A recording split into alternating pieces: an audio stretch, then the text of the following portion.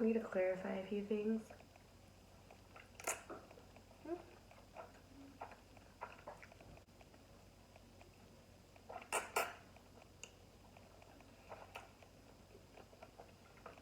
And I'm like,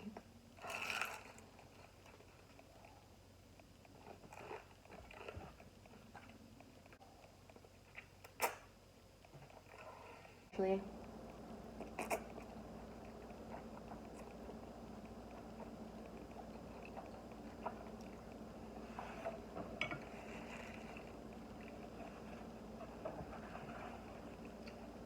so the individuals upstairs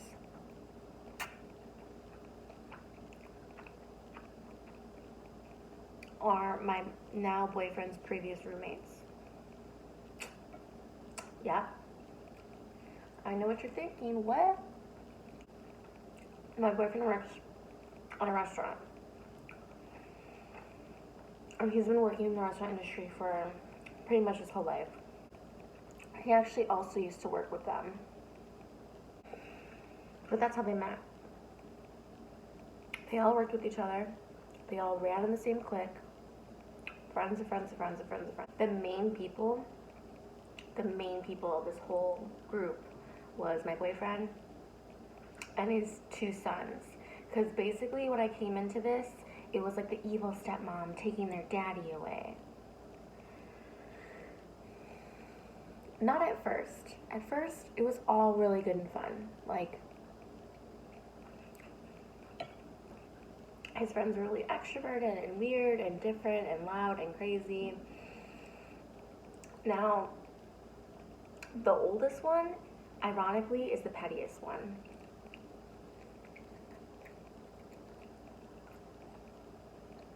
I'm not going to go into age right now. It's really not important because clearly age doesn't matter.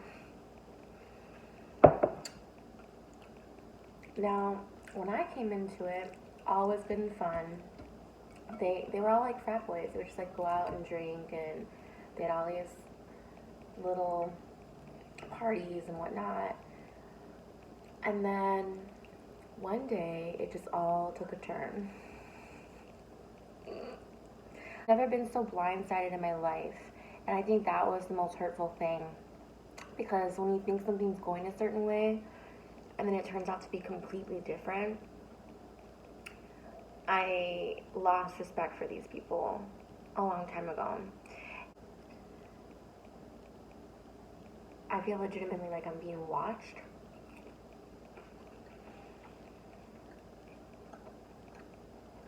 And I have been. There was a time where we left the apartment. I just so happened to look up, and they're both like lurking. What? They basically put my boyfriend in the middle and made him choose. Not just once, not just twice, several times, and to this day. And because he's chosen me, even though no one made him choose other than these foos, they're mad about it. Yet the ironic part is Mr. Petty has forgiven my boyfriend for whatever. We'll get more into the details later. Because their biggest thing was just always being around and always being in their space, which I understand. But we genuinely wanted to see each other all the time. And it wasn't like I was on anybody's couch. Like, I would just go in the room, like, not even come out like a little hermit. Still had a problem with it.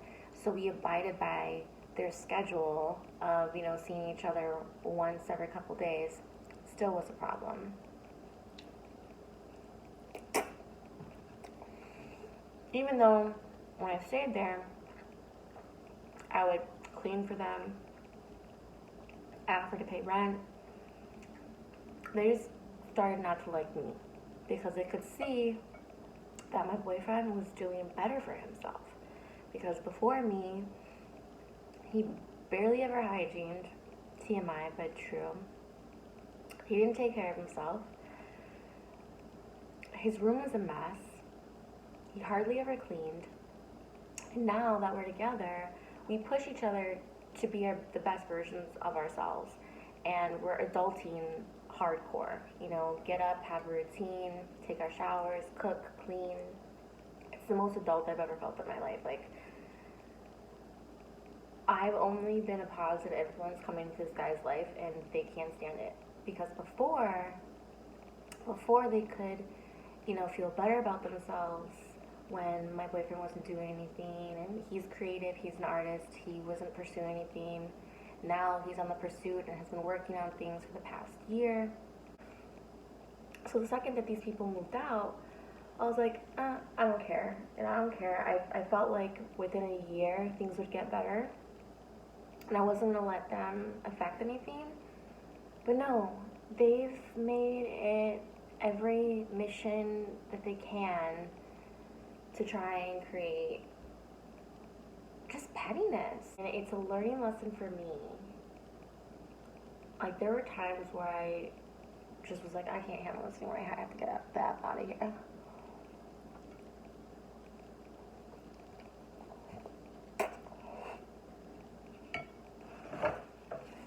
But I am strong, and it's unfortunate that things are going to turn out this way because I really genuinely like these guys in the beginning.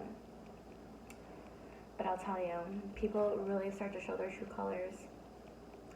And it was funny because one time when Mr. Petty and my boyfriend tried to talk it out, one of the things I remember was him saying, "You weren't there for me when I needed you." And this was like right before Rona happened.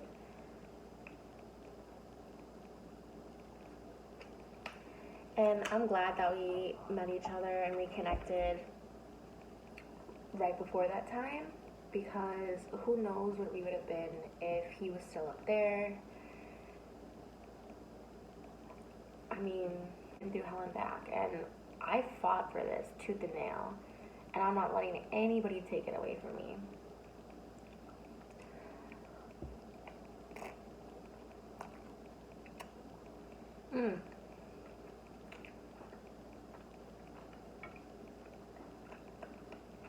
There's so much more backstory.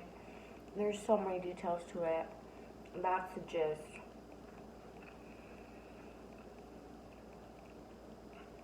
And I'm just dealing with petty people.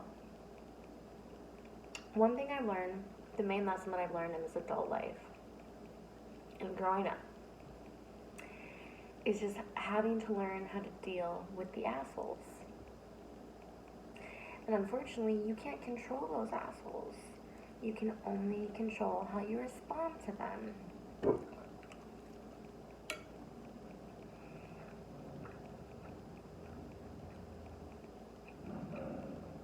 And I will not give in. Unfortunately, I feel like it's high school. High school never ends, and it's just like a bullying thing because of the ego.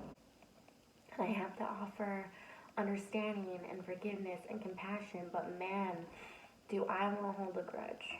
Like, I don't want to, you know what I mean? But just being constantly underneath that and just reminded of everything that you've been put through, for what? Let's not even get started on the rumors and the gossip of the group of the people. I don't even know. I don't want to know.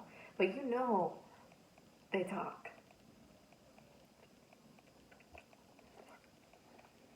That's the thing, is like, I have to learn how to genuinely not care what other people think of me. And the important people in his life, the real friends and the real family, support him. And they see how happy he is and how much better he's doing for himself. Because real friends wouldn't put you in that kind of predicament, even if you don't like the other person or you don't trust the other person. You're still going to be civil and say, hey, as long as you're happy. But no, because he took their car rides away because they don't drive, because he wasn't doing them little favors anymore and taking them places. I'm telling you, cliche movie scene, evil stepmom just came in and ruined everything for them.